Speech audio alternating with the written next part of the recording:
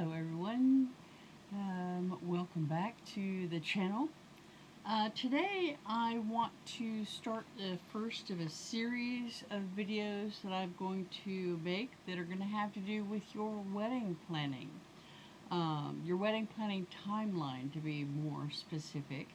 Um, we're going to begin with 10 to 12 months before your wedding. Okay, so you're about a year out to 10 months out.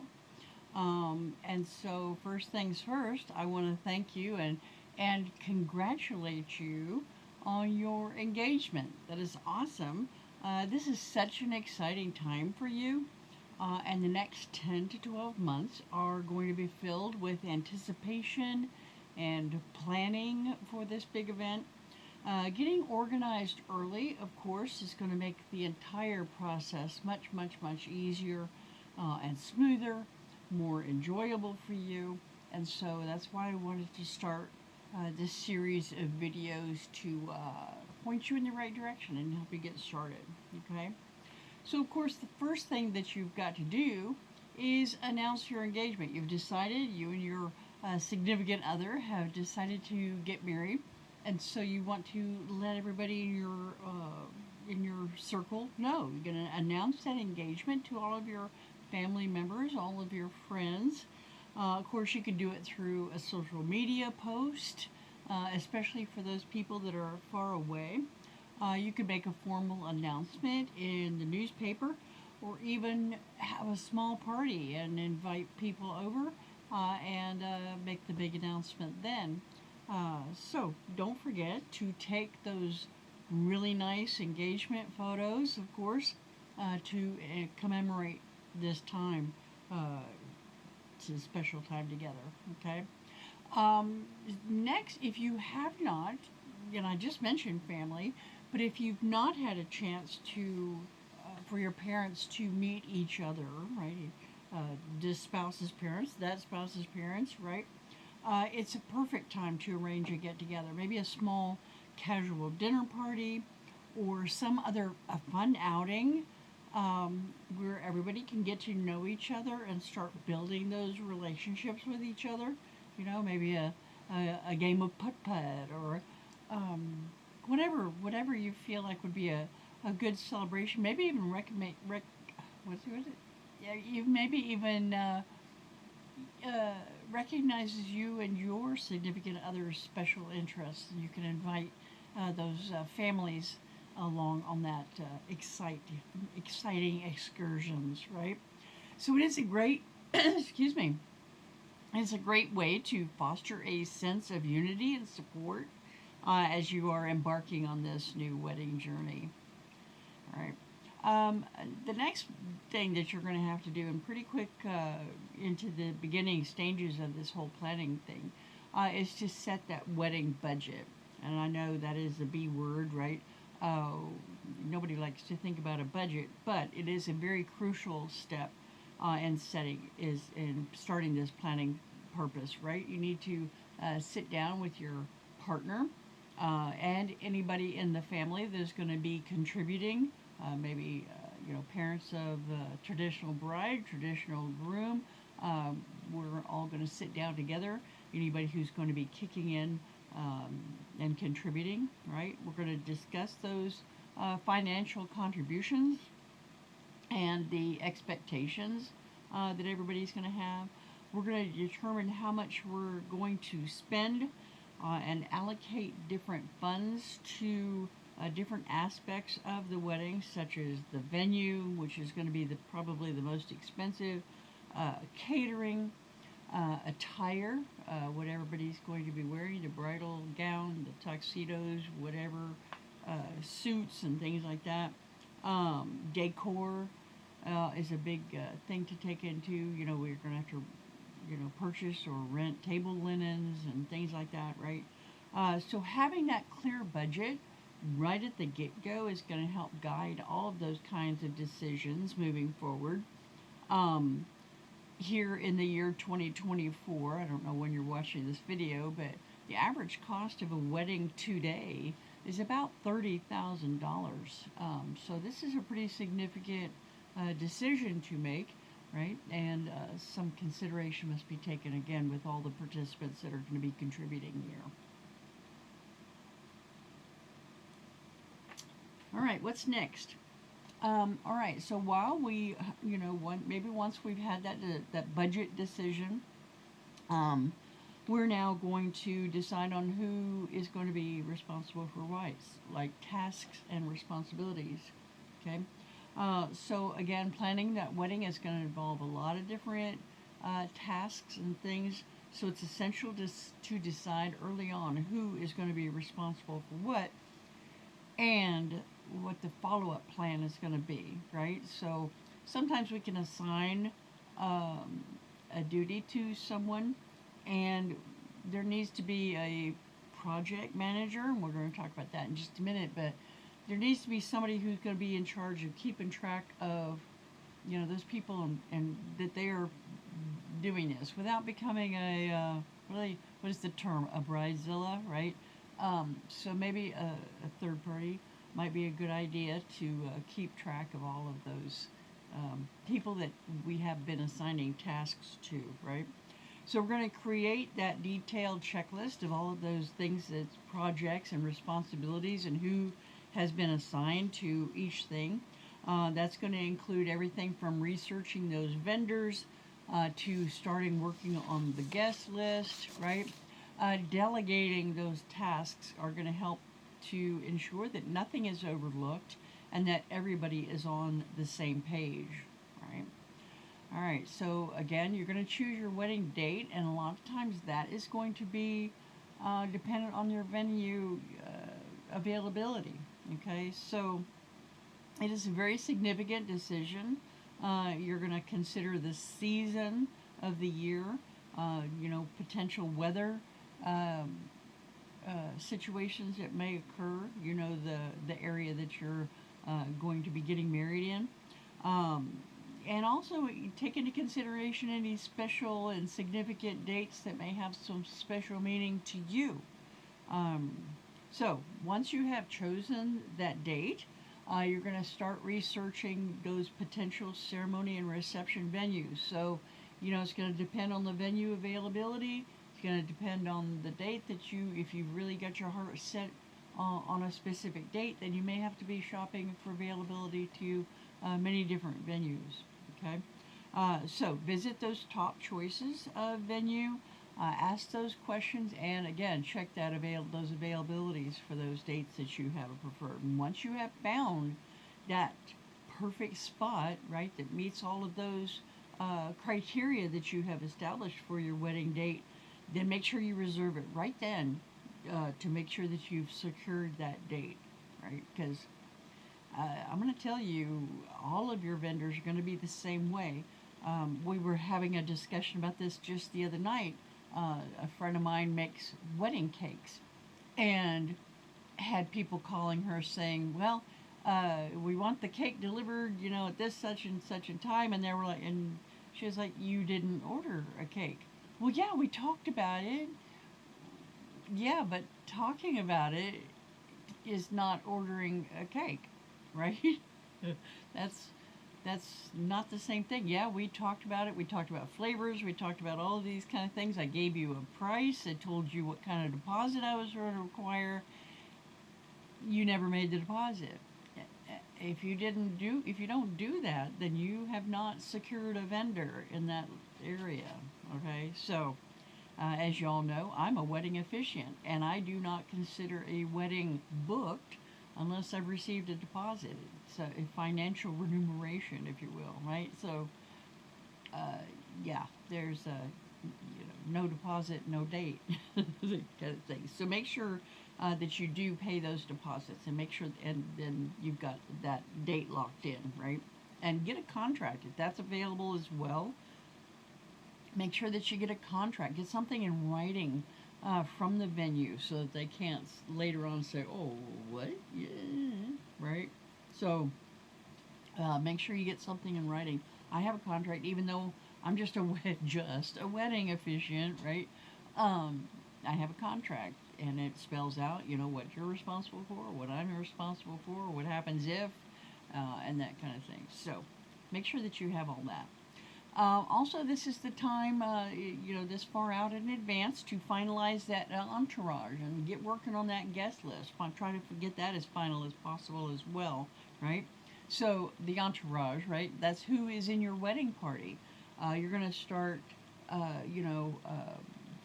talking to friends, right? Ask your BFF if she can be your maid or matron of honor.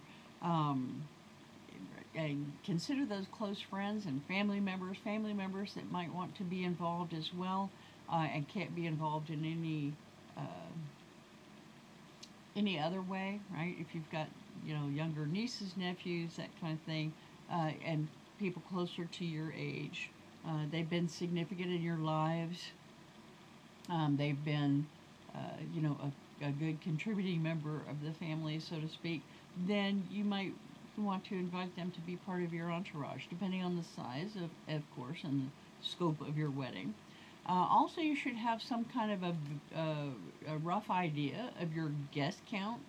That's also going to be handy when you're shopping for venues. If you're expecting 250 people, that's going to be a significantly different venue than if you're looking at 20 to 30 people, right? So, and you can go with something smaller. So, obviously, your guest count is going to have a great deal to do with that. The venue and your vendor choices, too. You might be talking to a catering company that just does not have the ability to be able to handle a larger crowd of people. So you need to make sure that you have some kind of a rough estimate this early, okay, of how many guests are going to be available or be attending. All right.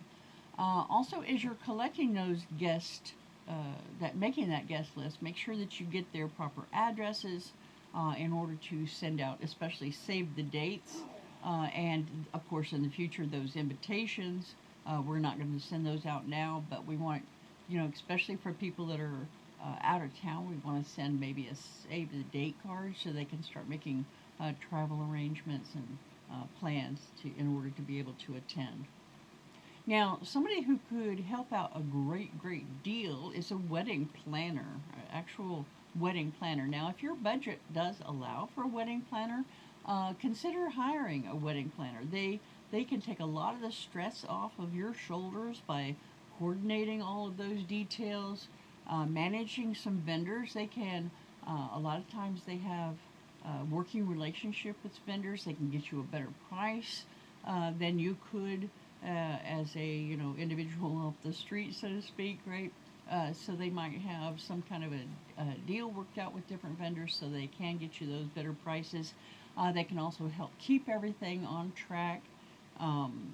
So choose a vendor. A planner.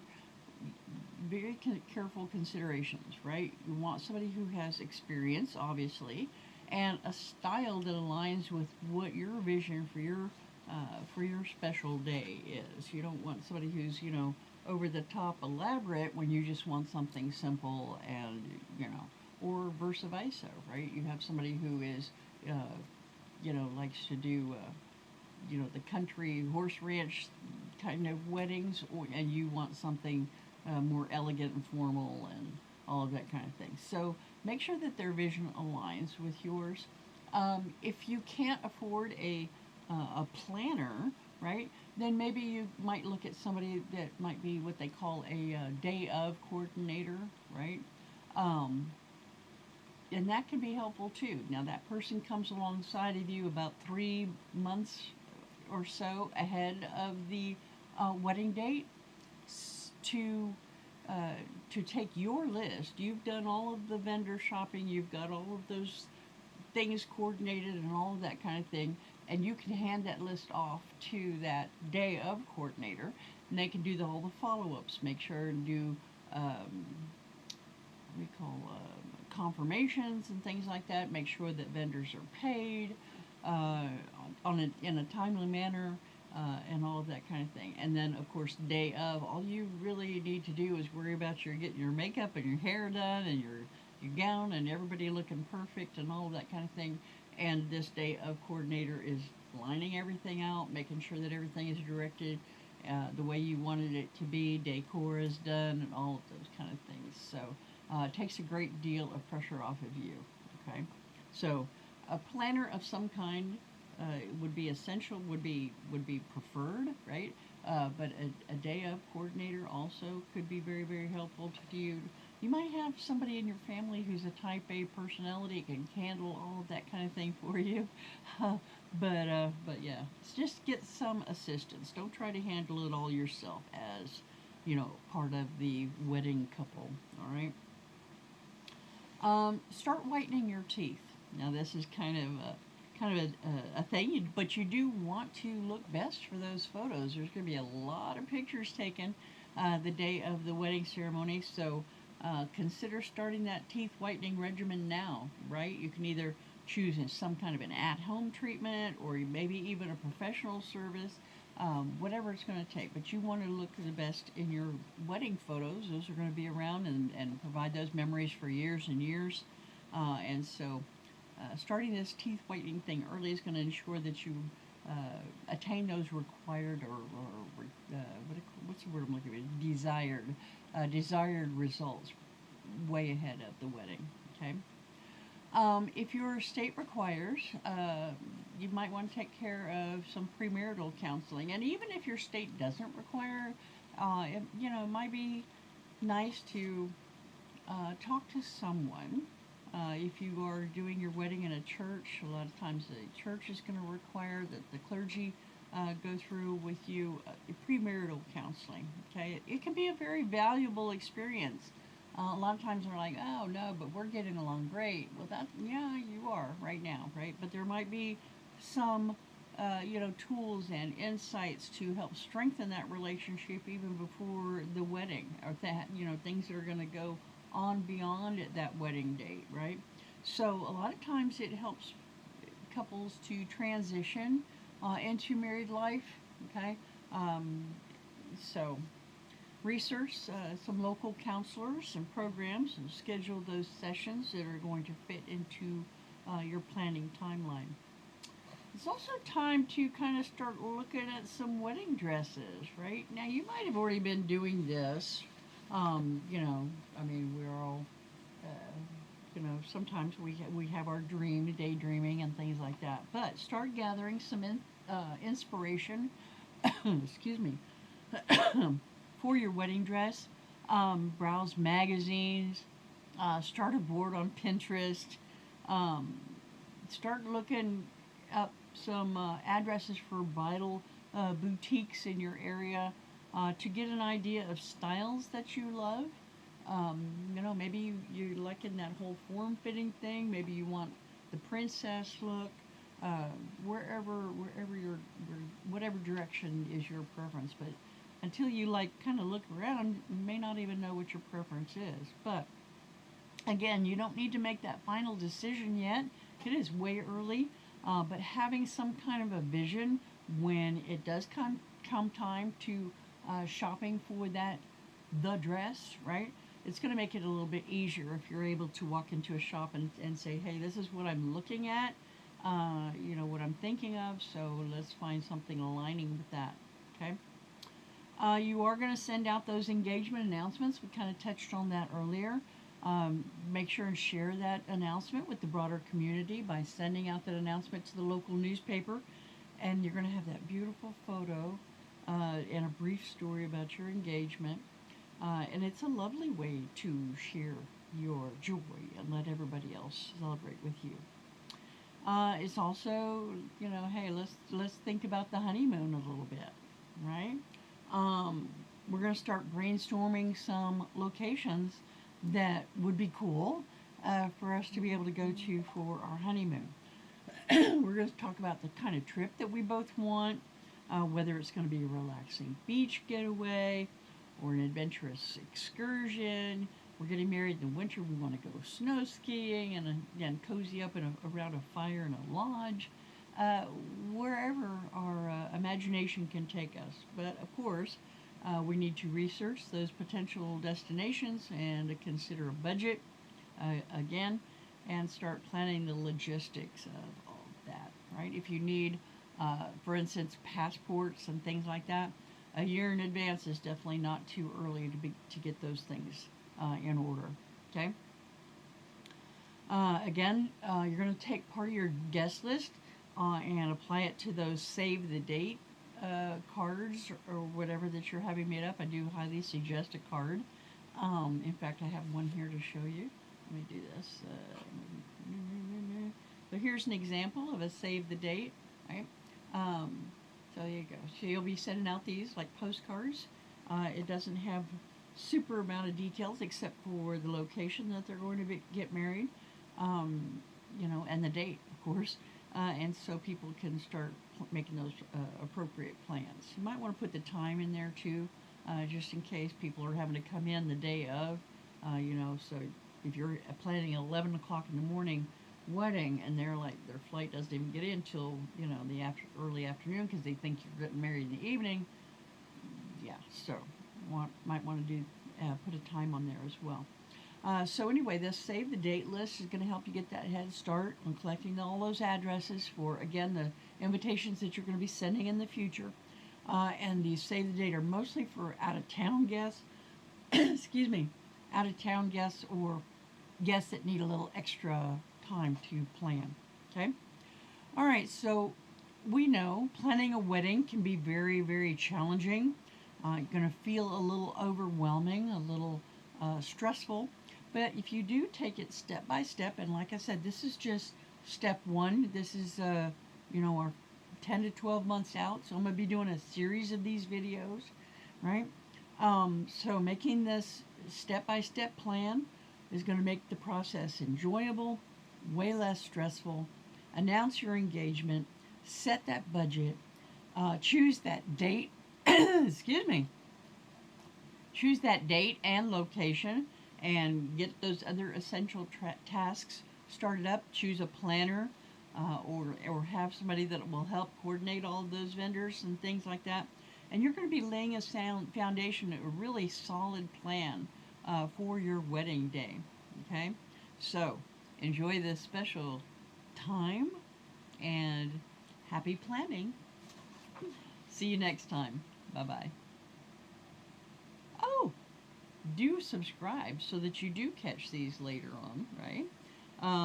So yeah. See you later.